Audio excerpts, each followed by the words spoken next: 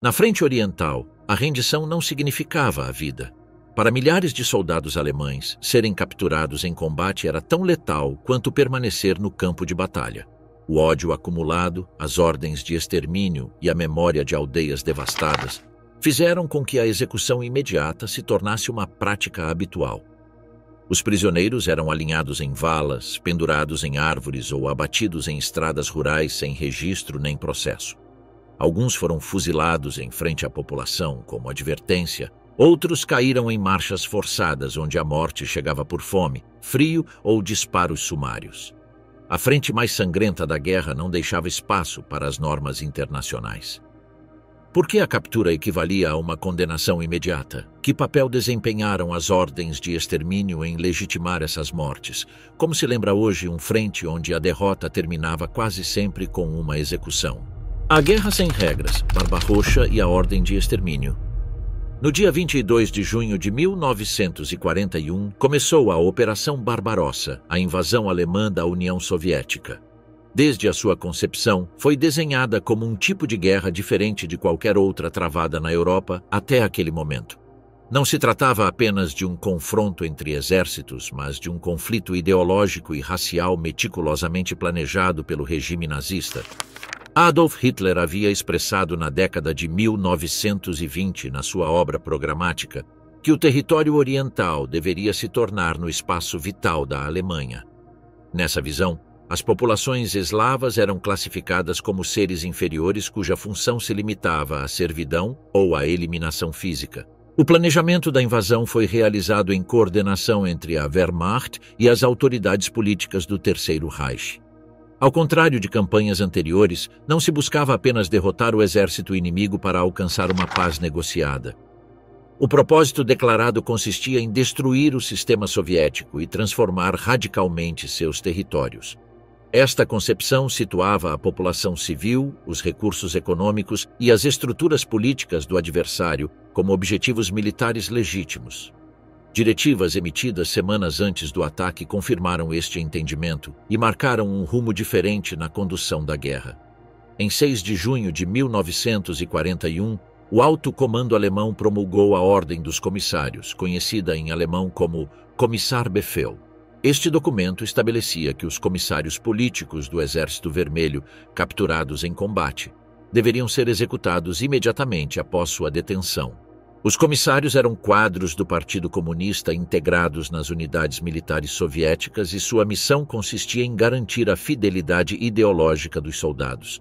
Para as autoridades nazistas, essas figuras simbolizavam o inimigo bolchevique em sua forma mais pura e, em consequência, não eram reconhecidos como prisioneiros de guerra sob os acordos internacionais.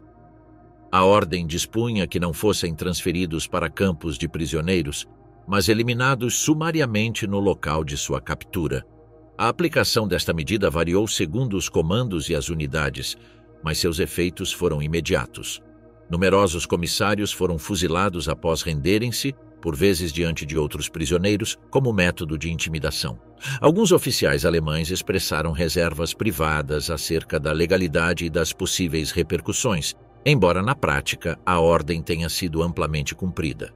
Com isto, estabeleceu-se uma ruptura deliberada com o direito internacional e institucionalizou-se a execução extrajudicial como parte da política de guerra. Em paralelo, entre abril e maio desse mesmo ano, foram emitidas as chamadas Ordens de Barbarroxa.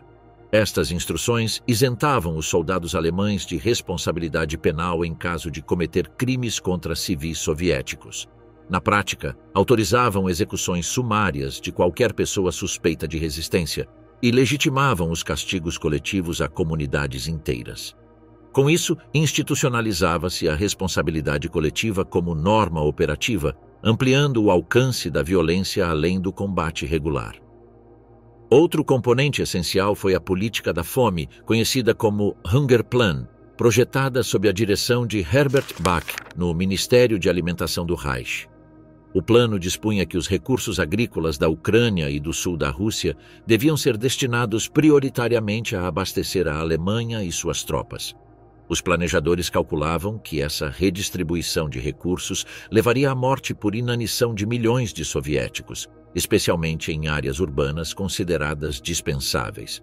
A fome foi concebida assim como uma arma estratégica e como um meio de reestruturação demográfica.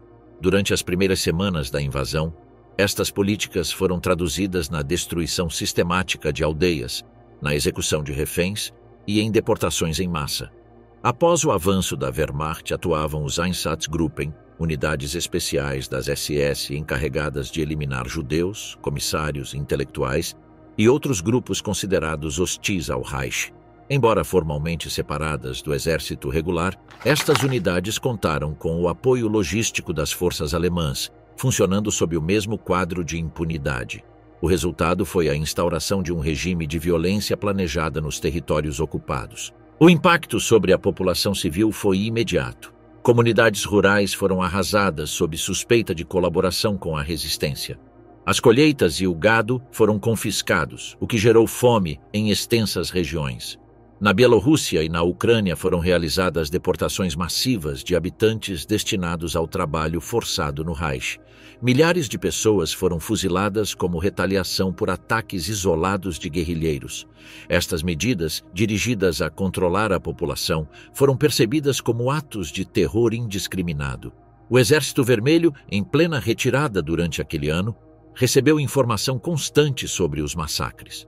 Os soldados que sobreviveram aos primeiros meses da ofensiva foram testemunhas diretas da destruição de suas aldeias e da morte de seus familiares. A propaganda soviética não precisou elaborar relatos fictícios, já que a devastação era visível e comprovável. Este conhecimento gerou um aumento do ódio para com o invasor e endureceu a atitude frente aos prisioneiros alemães. Documentos internos do NKVD refletem que já em 1941 se registravam execuções imediatas de cativos alemães, resultado de uma pressão crescente entre as tropas. Embora as diretrizes oficiais estabelecessem o transporte de prisioneiros para a retaguarda, na prática, a violência se impunha como resposta direta às políticas alemãs de extermínio. O caráter ideológico da campanha influenciou decisivamente nesta dinâmica de violência recíproca. Hitler havia apresentado a operação como uma luta existencial contra o bolchevismo judaico, instruindo suas tropas a não considerarem os soviéticos como adversários honoráveis, mas como inimigos a erradicar. Este discurso incentivou os soldados alemães a ignorar as normas internacionais de guerra. Por sua vez, o tratamento desumano dado a milhões de prisioneiros soviéticos capturados, mortos por fome, frio ou execuções, reforçou entre os combatentes do Exército Vermelho a convicção de que os alemães não mereciam um destino diferente ao cair em suas mãos. A tática de terra arrasada constituiu outra dimensão da catástrofe. Durante seu avanço, os alemães destruíram colheitas e habitações para impedir que o inimigo pudesse utilizá-las.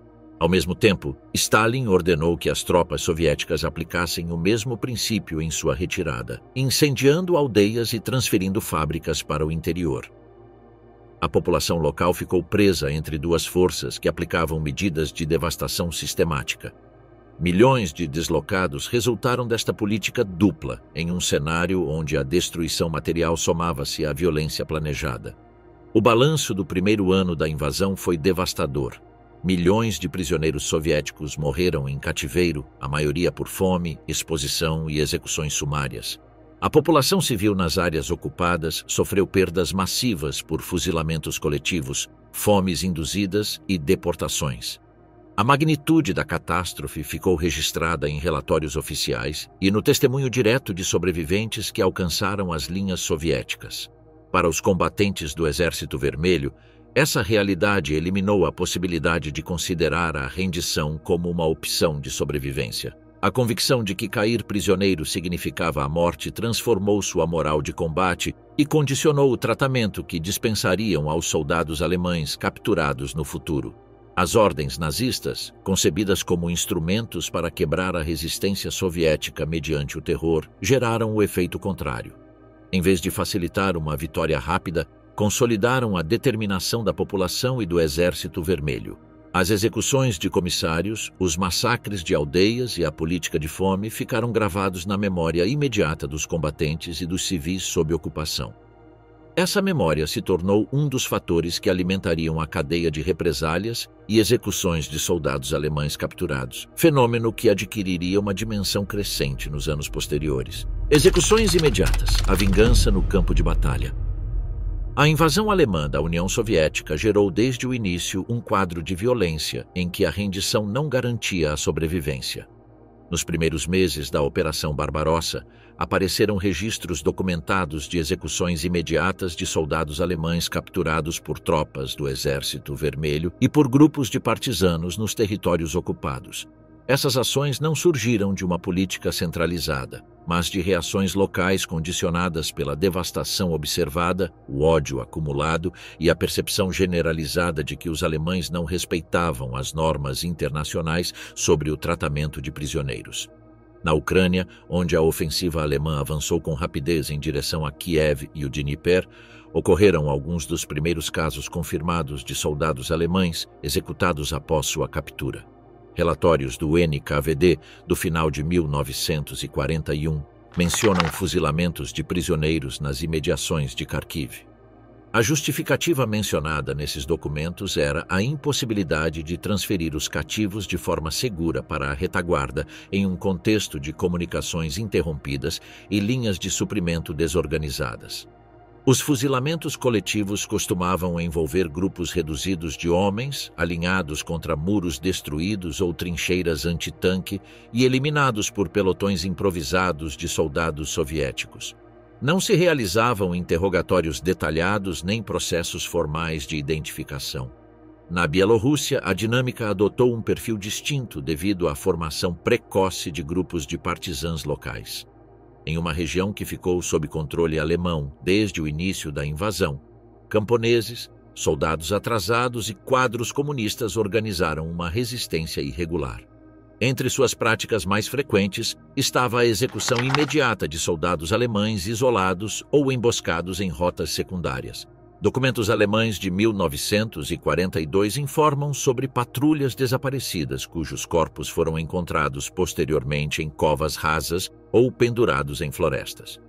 Estas exibições buscavam enviar uma mensagem tanto aos ocupantes quanto à população local. Qualquer soldado alemão capturado seria eliminado sem demora. Nos combates de Smolensk, durante o verão de 1941, registraram-se fuzilamentos após a captura de retardatários alemães durante a retirada. Os prisioneiros eram interrogados brevemente e, na ausência de informações consideradas úteis, executados em trincheiras antitanque abandonadas. Um padrão similar se repetiu na defesa de Moscou no inverno desse mesmo ano. Relatórios da Stavka indicam que os comissários políticos receberam autorização para ordenar execuções sumárias em aldeias próximas à capital. O frio extremo, a escassez de infraestrutura e o colapso das comunicações foram argumentos esgrimidos para justificar a eliminação imediata dos capturados, considerados um risco impossível de gerir nessas circunstâncias. Em Kursk, durante o verão de 1943, a Batalha de Blindados produziu milhares de baixas em poucos dias. Entre os prisioneiros capturados nos confrontos de Prokhorovka, ocorreram execuções imediatas. Relatórios alemães posteriores recolhem testemunhos de sobreviventes que conseguiram escapar do cerco e descrevem divisões arbitrárias. Alguns soldados eram enviados para a retaguarda, enquanto outros eram fuzilados nas margens dos campos de batalha. Os métodos de execução variavam conforme a situação. Os fuzilamentos com armas leves foram os mais frequentes, mas não os únicos. Em confrontos urbanos, houve casos em que soldados alemães capturados em edifícios foram eliminados com granadas lançadas ao interior, evitando assim mantê-los sob custódia em pleno combate. Em outros setores, a proximidade física da luta provocou esfaqueamentos com baionetas após a rendição. Essas ações respondiam tanto à intensidade do combate quanto à impossibilidade material de manter os prisioneiros sob controle. Em áreas rurais, os enforcamentos improvisados tornaram-se um método característico. Na Bielorrússia e na Ucrânia, houve casos documentados de soldados alemães pendurados em praças ou árvores visíveis, acompanhados por vezes por cartazes escritos à mão que os apresentavam como retaliação pela destruição de habitações ou por assassinatos de civis. Os corpos eram mantidos expostos durante dias com o objetivo de intimidar a população e transmitir advertências ao inimigo. A justiça sumária soviética caracterizou-se pela rapidez e pela ausência de procedimentos padronizados. Os prisioneiros costumavam ser interrogados durante poucos minutos. Se não oferecessem informações de valor ou se fossem identificados como membros de unidades implicadas em atrocidades, a execução era imediata. Os comissários políticos tinham autoridade para decidir sobre a vida dos cativos e, em numerosas ocasiões, ordenaram a eliminação de todos os prisioneiros de uma ação militar específica. Os argumentos oficiais aludiam a limitações logísticas e à falta de segurança nas transferências, embora na prática constituíssem uma política tolerada de eliminação sistemática. Os partisãs locais operavam com menos restrições do que as unidades regulares. Na Bielorrússia, patrulhas alemãs capturadas foram executadas publicamente frente à população, como mensagem dirigida a possíveis colaboradores e aos próprios ocupantes. Na Ucrânia Ocidental, foram documentados casos em que prisioneiros foram incinerados em edifícios, apresentados como represálias por incêndios prévios provocados pelas tropas alemãs. Estas ações não perseguiam informações militares nem resolviam problemas logísticos, mas funcionavam como atos de represália simbólica, refletindo um grau de violência mais elevado. Os relatórios do NKVD de 1942 confirmam que as execuções sumárias eram práticas conhecidas e toleradas. Embora as instruções oficiais estabelecessem a transferência de prisioneiros para campos na retaguarda, a guerra de movimentos constantes e as comunicações interrompidas tornavam impossível aplicá-las regularmente. Documentos administrativos descrevem essas execuções como medidas preventivas para eliminar elementos perigosos ou evitar fugas, empregando uma terminologia que encobria o que na prática era a eliminação deliberada de prisioneiros. O comportamento das tropas soviéticas estava diretamente condicionado pelo tratamento recebido por milhões de prisioneiros soviéticos sob custódia alemã. Para 1942, era conhecimento generalizado que os soldados capturados pela Wehrmacht dificilmente sobreviviam. A informação sobre a fome planejada, as execuções e a mortalidade em massa circulava amplamente entre as unidades. Sob estas condições, muitos combatentes soviéticos consideravam inútil preservar a vida de soldados inimigos. A eliminação imediata tornou-se um princípio operacional não escrito em diversos frontes. À medida que a guerra se intensificava, os casos de execuções imediatas multiplicaram-se. Durante a contraofensiva após Moscovo e em batalhas como Kursk, as tropas soviéticas encontraram milhares de soldados alemães debilitados ou atrasados. A prática de fuzilar aqueles que não podiam ser transportados tornou-se um padrão repetido. A combinação de represálias por atrocidades observadas, limitações logísticas e percepção de inutilidade operativa em manter prisioneiros consolidou uma dinâmica de violência que se espalhou por toda a frente oriental. Para os soldados soviéticos, essas execuções eram interpretadas como atos de justiça direta diante dos crimes cometidos pelo invasor. A destruição de aldeias, os massacres de civis e a política de fome haviam configurado um contexto no qual a eliminação de prisioneiros alemães era vista como uma resposta proporcional e legítima. O resultado foi a instauração de um ciclo de violência imediata que se integrou como parte da experiência bélica na frente oriental. Stalingrado, a condenação dos prisioneiros. A Batalha de Stalingrado, travada entre o verão de 1942 e fevereiro de 1943, representou dois momentos decisivos da guerra na frente oriental. A derrota alemã significou a perda de uma de suas forças mais experientes e a captura massiva de dezenas de milhares de soldados submetidos a condições de cativeiro extremas. A capitulação do 6º Exército entre o 31 de janeiro e o 2 de fevereiro de 1943 deixou nas mãos soviéticas cerca de 90 mil prisioneiros. Entre eles, encontravam-se 24 generais e mais de 2.000 oficiais. O colapso significou o desaparecimento prático de um exército completo, com sua estrutura de comando, suas reservas logísticas e sua capacidade operativa. A rendição não ocorreu de maneira uniforme. Alguns grupos isolados lutaram por alguns dias mais, outros se entregaram em pequenos contingentes à medida que esgotavam suas munições, e a maioria depôs as armas quando já não restavam suprimentos nem meios de resistência. As condições físicas dos rendidos eram desastrosas. Após meses de cerco, fome prolongada e temperaturas extremas, os soldados apresentavam um esgotamento severo, com uniformes destruídos e sem munições úteis. Doenças como disenteria, tifo e congelamentos estavam espalhadas. O Sexto Exército havia colapsado logisticamente antes de sua rendição, de modo que os prisioneiros entregues já se encontravam à beira do colapso vital. A transferência para os campos de retaguarda tornou-se uma experiência letal. As unidades soviéticas encarregadas da custódia careciam de meios para fornecer alimentos, transporte motorizado ou abrigo adequado. Colunas de milhares de homens foram obrigadas a marchar durante dias e semanas em temperaturas de 20 e 30 graus abaixo de zero. Sem alimentos, muitos recorriam a cascas de árvores, restos de batatas ou carne de cavalos mortos. Aqueles que não mantinham o ritmo eram espancados ou executados no ato. Ao longo das rotas de evacuação, os cadáveres congelados daqueles que caíam ficavam à vista, acumulando-se nas margens dos caminhos. Nas primeiras etapas dessas marchas, a mortalidade foi maciça. Documentos soviéticos reconhecem que dezenas de milhares morreram por hipotermia, fome aguda e execuções sumárias. O NKVD admitiu em relatórios internos que a porcentagem de baixas era extraordinariamente elevada, embora as apresentasse como uma consequência inevitável da extrema fraqueza dos prisioneiros após meses de cerco. Os centros de detenção improvisados também não estavam preparados para uma afluência tão numerosa. Em Bektovka, nos arredores de Stalingrado, se concentraram dezenas de milhares de homens em barracões, sem aquecimento e sem camas individuais. A ração diária consistia em uma sopa diluída e pão de baixa qualidade, incapaz de cobrir as necessidades mínimas de subsistência.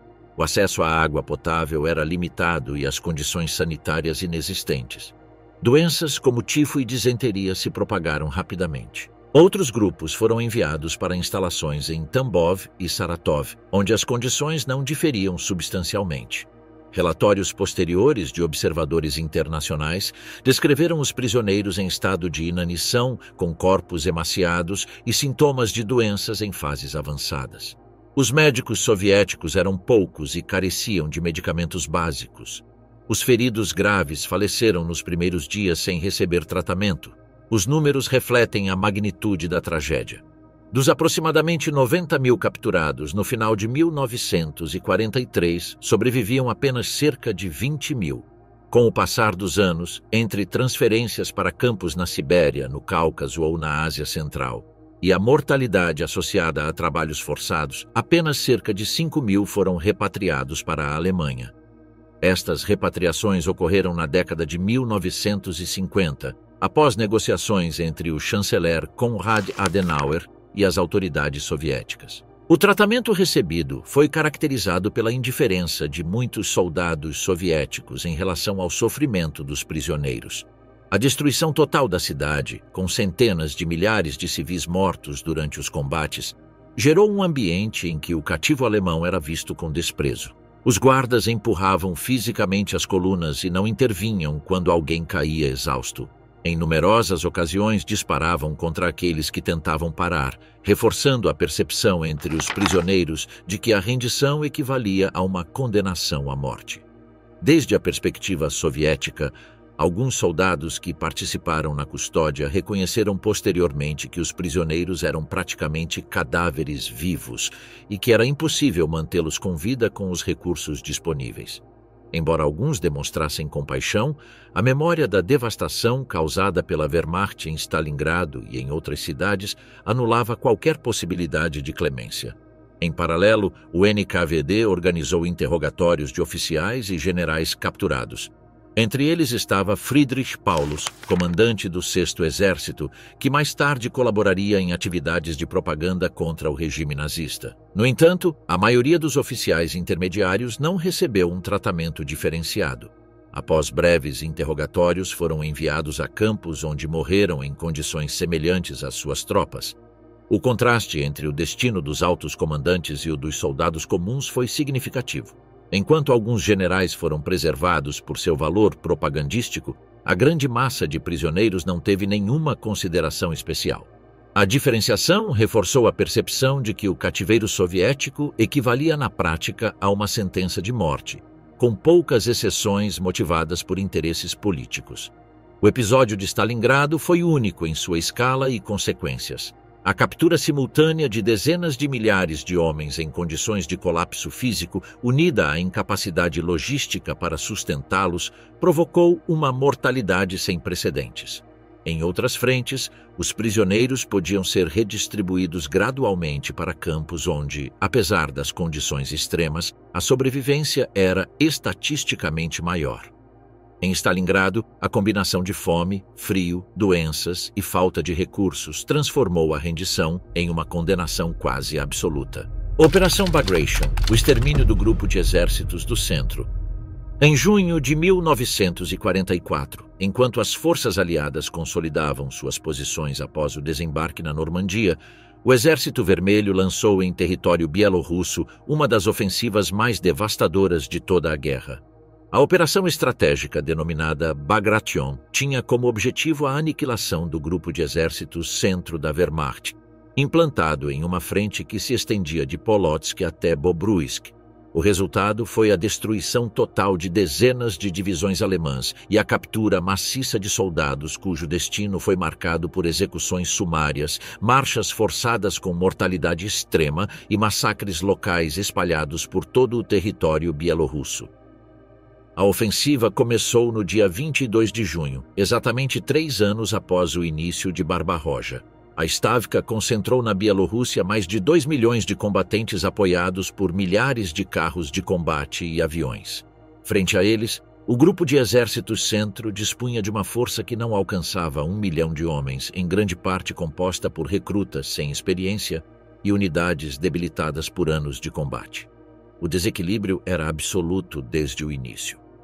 Em poucos dias, múltiplas linhas defensivas desmoronaram. Cidades-chave como Vitebsk, Orsha e Mogilev ficaram cercadas por forças blindadas soviéticas que avançavam com uma velocidade superior à capacidade de reação alemã. A captura de prisioneiros alcançou proporções sem precedentes desde Stalingrado. Em Vitebsk, 5 divisões foram cercadas e mais de 30 mil homens se renderam em questão de dias. Em Bobruisk, após combates urbanos que se prolongaram perto de uma semana, 40 mil soldados depuseram as armas ao esgotarem completamente suas munições. Em Minsk, a capital da República Soviética da Bielorrússia, a queda do cerco significou a captura de cerca de 100 mil homens, um golpe definitivo para o grupo de exércitos centro. As marchas forçadas para a retaguarda foram caracterizadas por condições letais. Colunas de milhares de prisioneiros percorreram centenas de quilômetros por estradas rurais sem alimentos nem água suficientes. Os soldados que não conseguiam manter o ritmo eram deixados de lado e executados com tiros na cabeça, ficando seus corpos abandonados à beira do caminho. A fome tornou-se um instrumento deliberado de controle. As rações eram mínimas e, por vezes, inexistentes durante vários dias consecutivos. Nas pausas noturnas, os prisioneiros tentavam recolher folhas, ervas ou cascas para mitigar a fome. Um relatório interno soviético de julho de 1944 reconhecia taxas de mortalidade muito elevadas durante as transferências, atribuindo-as à fraqueza extrema dos cativos e a limitações logísticas. No entanto, testemunhos alemães recolhidos no pós-guerra sublinham que os guardas aplicavam uma disciplina extremamente severa. Punições imediatas contra aqueles que paravam e abandono sistemático de retardatários condenados a morrer de frio, fome ou exaustão. Além das marchas, ocorreram execuções coletivas em localidades onde a resistência partisana tinha sido intensa. Em Glusk, dezenas de prisioneiros foram alinhados contra muros danificados pelos combates e fuzilados após a ocupação soviética. Na floresta de Nalibok, partisãs locais capturaram uma patrulha de mais de 40 homens e a executaram sem interrogatórios, enterrando os corpos em uma vala comum improvisada. Estes episódios, embora de menor escala que as marchas, mostram o caráter fragmentado e disperso da violência que acompanhou a operação. A diferença com Stalingrado foi evidente no manejo dos cativos. Em Stalingrado, os prisioneiros foram centralizados em poucos campos improvisados, onde a maioria morreu nos meses posteriores devido à fome e às doenças. Em Bagration, a magnitude e dispersão geográfica das capturas impediram um sistema centralizado. A Stavka havia desenhado a operação com um objetivo militar prioritário: destruir o grupo de exércitos centro e liberar a Bielorrússia. A gestão posterior de dezenas de milhares de prisioneiros não havia sido prevista. A consequência foi a improvisação, marchas intermináveis com altas taxas de mortalidade, execuções durante traslados e matanças locais organizadas por partisãs ou unidades de segurança. O NKVD habilitou campos provisórios em Gomel, Smolensk e Minsk, mas a saturação foi imediata. Uma parte considerável dos prisioneiros nunca alcançou estas instalações e morreu nos caminhos ou em execuções sumárias. Os números disponíveis indicam que dos mais de 300 mil capturados durante Bagration, apenas uma fração alcançou os registros formais de campos de prisioneiros. A maioria desapareceu nas marchas ou em massacres locais. Os que sobreviveram às transferências foram empregados em trabalhos forçados. Em Minsk, participaram na reconstrução da cidade devastada, bem como na reparação de infraestruturas ferroviárias e estradas destruídas pelos combates. Ainda assim, a fraqueza física inicial e as condições extremas de trabalho reduziram drasticamente as possibilidades de sobrevivência. Os números de repatriação mostram que muito poucos dos capturados durante Bagration conseguiram retornar à Alemanha nos anos posteriores. Esta realidade transforma a operação em um dos maiores desastres humanos sofridos pela Wehrmacht durante todo o conflito. A dimensão simbólica também teve relevância. Em julho de 1944, cerca de 57 mil prisioneiros alemães foram obrigados a desfilar pelas ruas de Moscou no que se chamou a Marcha dos Vencidos. Este episódio, excepcional e desenhado com fins propagandísticos, mostrou ao mundo a magnitude da derrota alemã. No entanto, o que não se exibiu publicamente foram os milhares de mortos ao longo dos caminhos rurais da Bielorrússia, cujas mortes ficaram registradas apenas em arquivos administrativos. As marchas da morte, do campo de batalha ao cativeiro. As rendições em massa na frente oriental não significaram para os soldados alemães uma transferência ordenada para instalações de retaguarda soviéticas. Para dezenas de milhares de prisioneiros, a captura se tornou o início de uma nova forma de sofrimento. Marchas forçadas que se estendiam por centenas de quilômetros, sem provisões alimentares, abrigo adequado nem refúgio noturno. Estas marchas, organizadas de maneira improvisada por unidades do Exército Vermelho ou por agentes do NKVD, transformaram-se em verdadeiras sentenças de morte para homens que, após sobreviver ao combate, careciam de forças físicas para superar provas adicionais de resistência. Os primeiros registros documentados deste fenômeno datam do inverno de 1941, quando a ofensiva alemã foi detida nas proximidades de Moscou. Pequenos grupos de soldados capturados durante os combates foram obrigados a caminhar para centros de detenção na retaguarda. As temperaturas desciam regularmente a 30 graus abaixo de zero.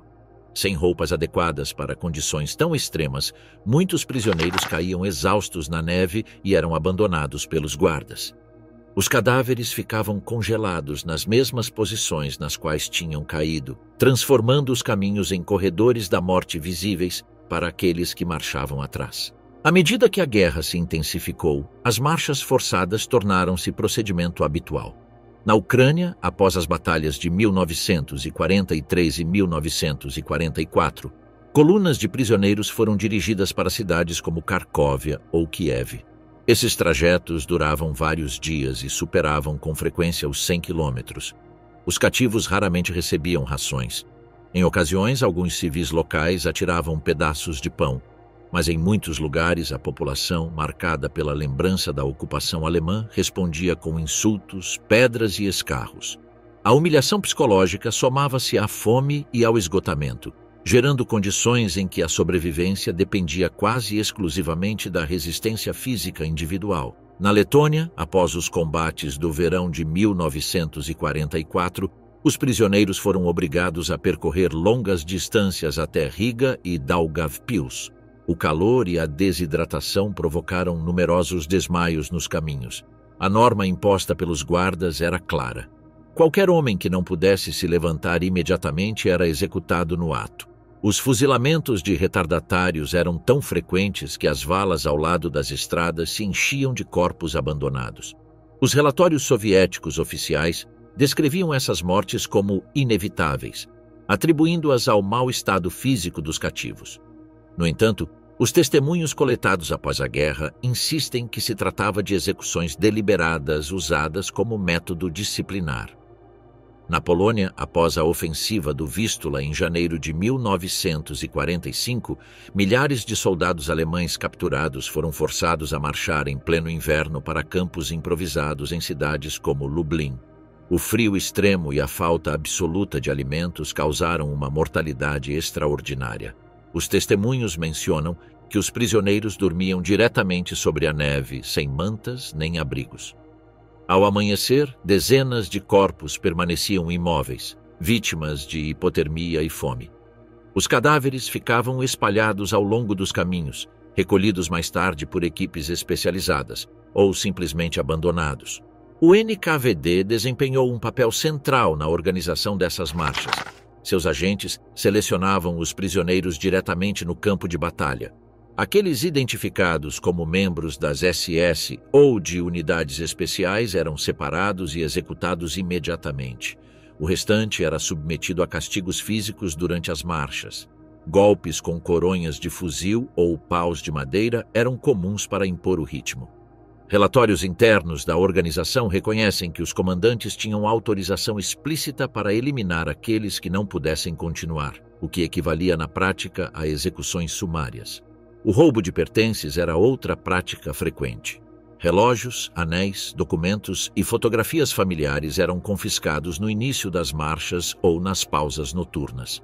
A fome era utilizada também como instrumento de controle psicológico. As escassas rações eram distribuídas de maneira arbitrária, favorecendo aqueles que mostravam obediência absoluta e castigando com jejum prolongado aqueles que resistiam ou protestavam. Os números de baixas são difíceis de precisar pela destruição de arquivos e a dispersão dos eventos, mas as estimativas conservadoras falam de dezenas de milhares de mortos. Durante a retirada alemã da Ucrânia em 1943, calcula-se que entre 10 mil e 15 mil prisioneiros morreram nos trajetos para instalações de detenção. Após a Operação Bagration na Bielorrússia, em 1944, as perdas foram ainda maiores. 200 e mais de 300 mil soldados capturados, apenas uma parte foi formalmente registrada em campos de prisioneiros. A maioria pereceu no caminho. Na Polônia, no inverno de 1945, milhares adicionais morreram em marchas que duraram semanas. Este fenômeno não se limitou a grandes operações. Mesmo em confrontos locais, pequenos grupos de prisioneiros foram obrigados a percorrer distâncias que, embora não superassem os 50 quilômetros, resultavam mortais para aqueles que estavam debilitados. O clima severo e a falta de logística transformavam qualquer deslocamento em um processo letal. Os relatos de sobreviventes descrevem cenas de desespero. Prisioneiros que se arrastavam pelo chão para se manterem em movimento, companheiros que compartilhavam as últimas migalhas de pão, corpos carregados nos ombros por outros para evitar execuções imediatas. Alguns chegaram a pedir aos guardas que lhes dessem a morte para acabar com o sofrimento.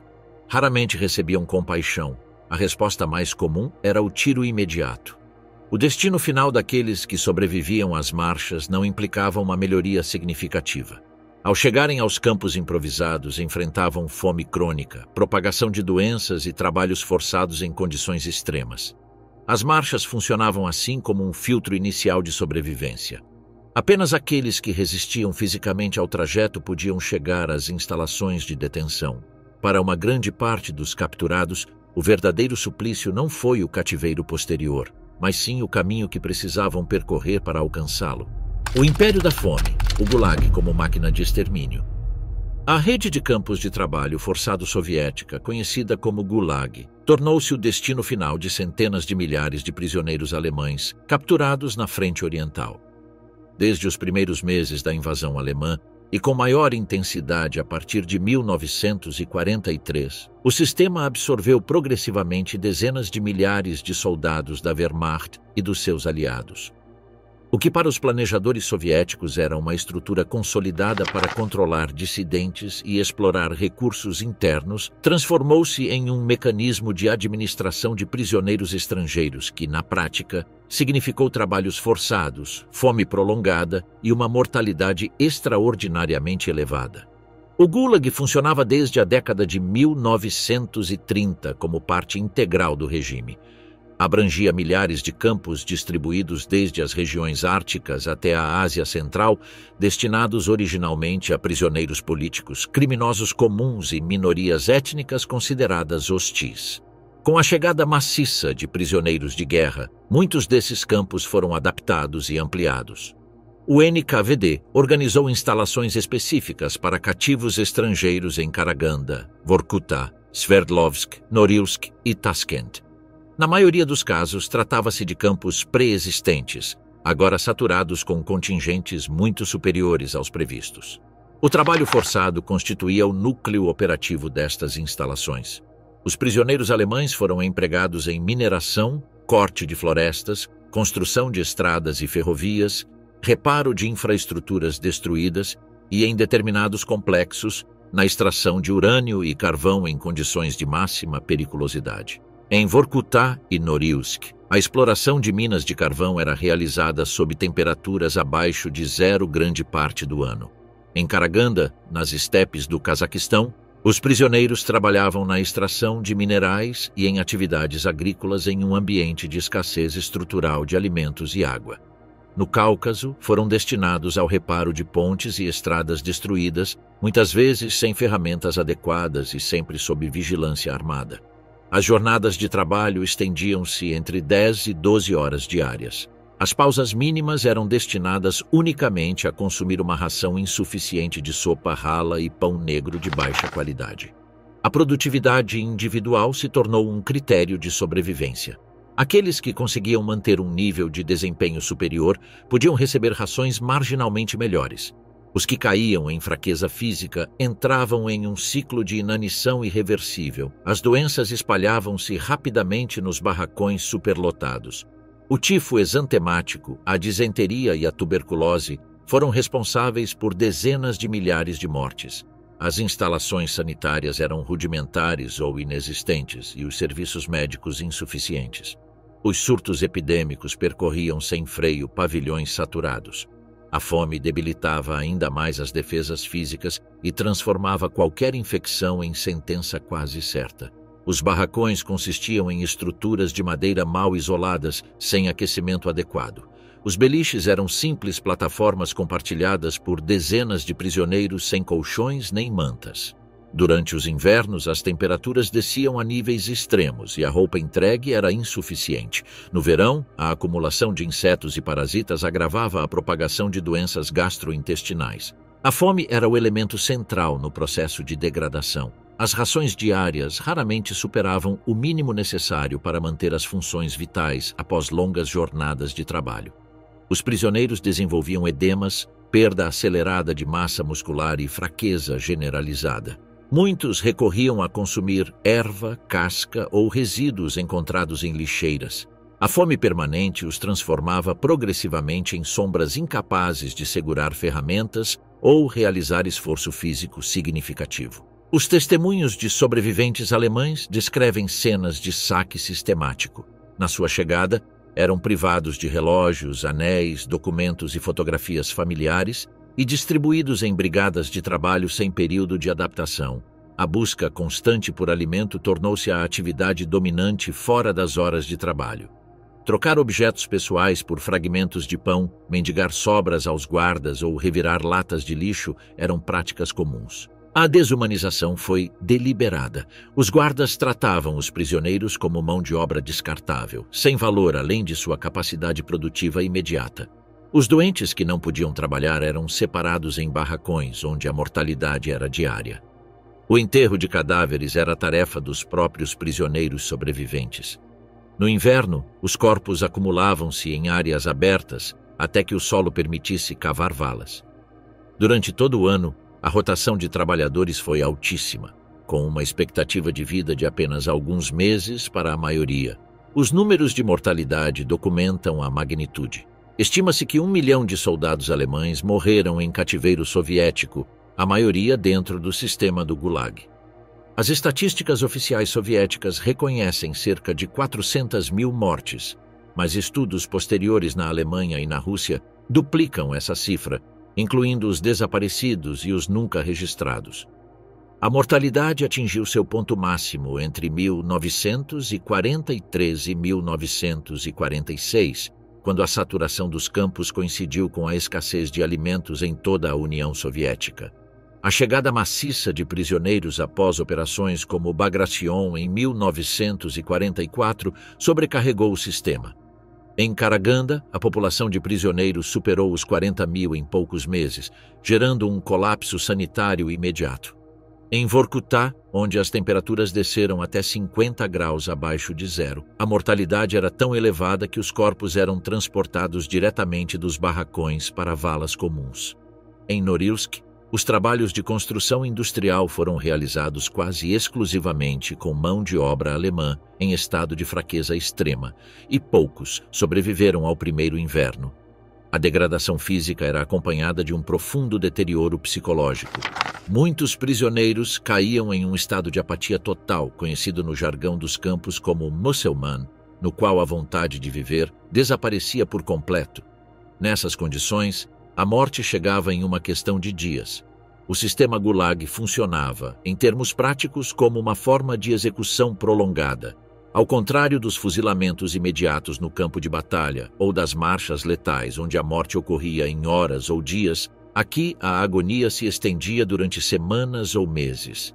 A fome, as doenças não tratadas e o trabalho exaustivo reduziam progressivamente as chances de sobrevivência a níveis mínimos. Apenas uma minoria conseguiu resistir fisicamente até as repatriações tardias, que em alguns casos ocorreram mais de uma década após o término oficial da guerra. O caso do Reich, cativeiro sem retorno. A capitulação alemã, em maio de 1945, não significou o fim imediato do sofrimento para milhões de soldados e civis vinculados ao regime nazista. Na frente oriental, a rendição formal marcou o início de um período caracterizado por represálias, deportações massivas e trabalhos forçados que se prolongariam durante anos. O colapso do Reich coincidiu com um momento de violência máxima, especialmente em territórios da Europa de Leste devastados por anos de ocupação alemã. Na Alemanha Oriental e na Polônia, ocorreram execuções imediatas durante as semanas após o cessar das hostilidades. Tropas soviéticas e milícias locais executaram soldados alemães rendidos, oficiais da Wehrmacht e membros de forças policiais que haviam participado em operações contra civis. Em aldeias polonesas, onde os massacres alemães haviam sido particularmente intensos, os habitantes organizaram linchamentos públicos.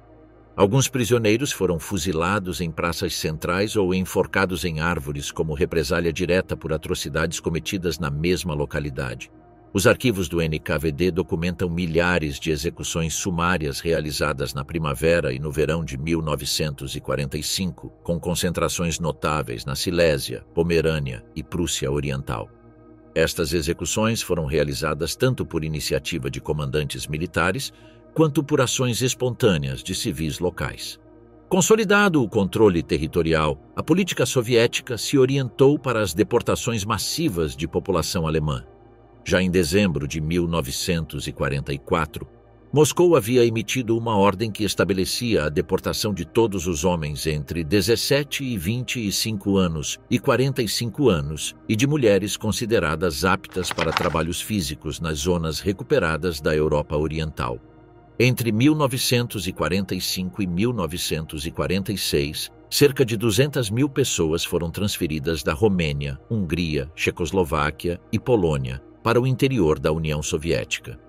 A esses se somaram os prisioneiros da Wehrmacht capturados na Alemanha, enviados em trens de gado ou em marchas forçadas para os campos de trabalho. O critério de seleção foi amplo. Não incluía apenas combatentes ativos, mas também civis considerados úteis para a reconstrução. Mulheres que tinham servido em organizações auxiliares, operadores de comunicações, pessoal médico e enfermeiras.